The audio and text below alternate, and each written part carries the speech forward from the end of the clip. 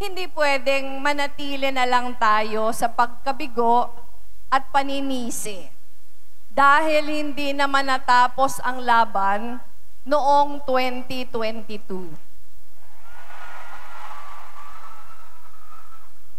At hindi rin doon natapos ang ating tungkulin bilang mga Pilipino. Hindi tayo pwedeng tumigil.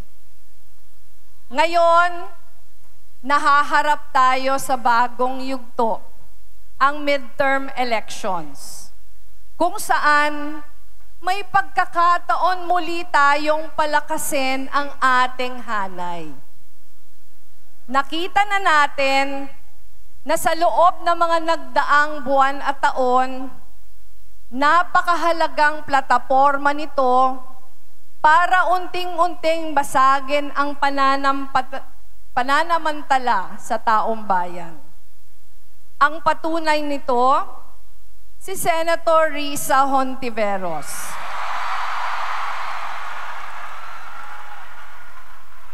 Na alam nating tunay na tumitindig para sa interes ng mga Pilipino.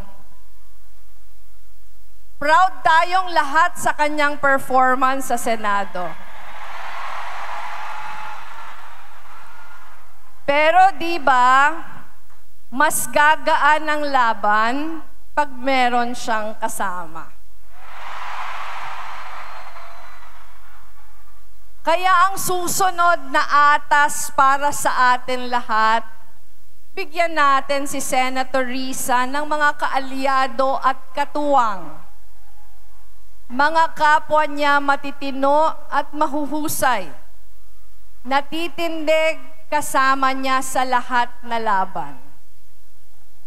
Magagawa natin ito ngayong 2025. Iupo natin sa Senado ang dalawa sa ating pinakamasigasig na mga kasama.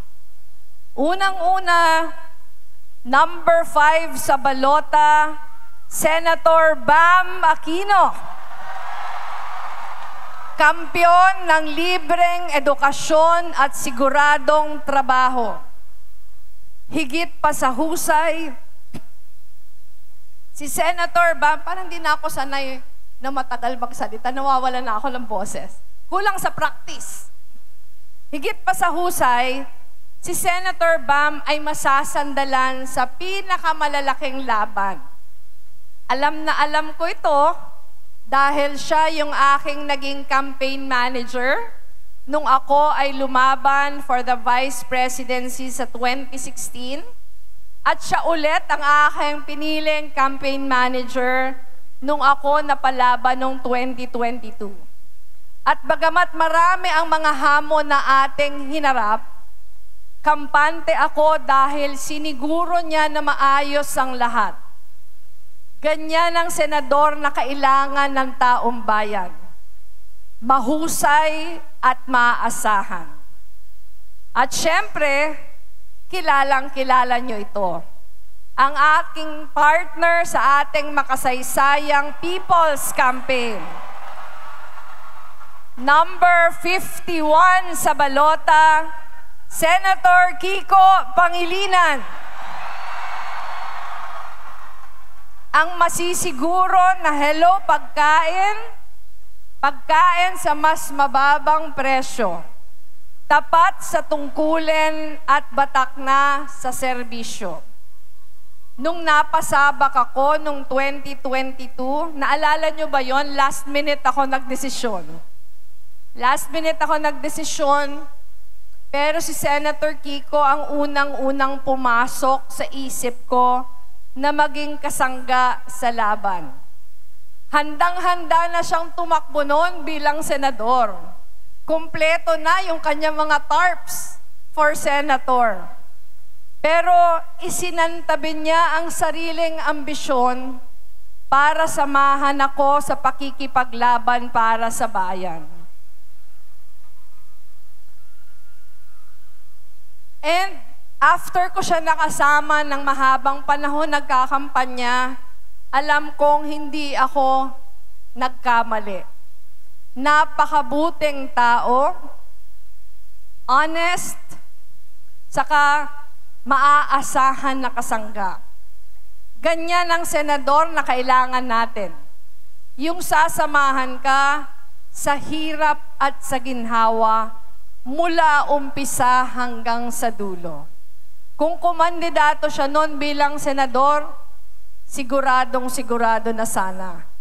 Pero isinantabi niya ang kanyang ambisyon sa isang laban na walang kasiguruhan.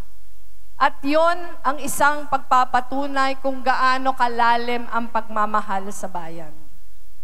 Sina Bam at Kiko ay dalawa sa pinaka-matitibay na patunay na ang tunay na nagmamahal, hindi ka lolokohin, hindi ka iiwan, at hindi ka susukuan.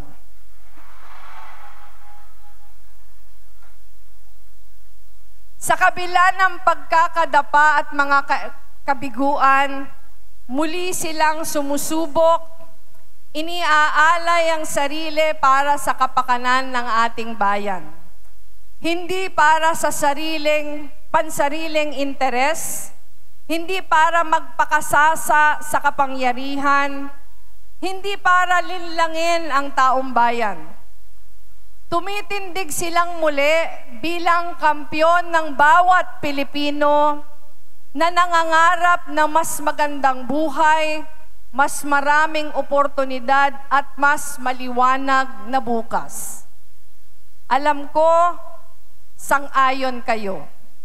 Kung qualifications lang ang basehan, dapat sure win na ang ating mga pambato. Muli nating ipaglaban ang Pilipinas ng ating mga pangarap. Tara na, ipanalo na natin Senator Bam Aquino at Senator Kiko Pangilinan!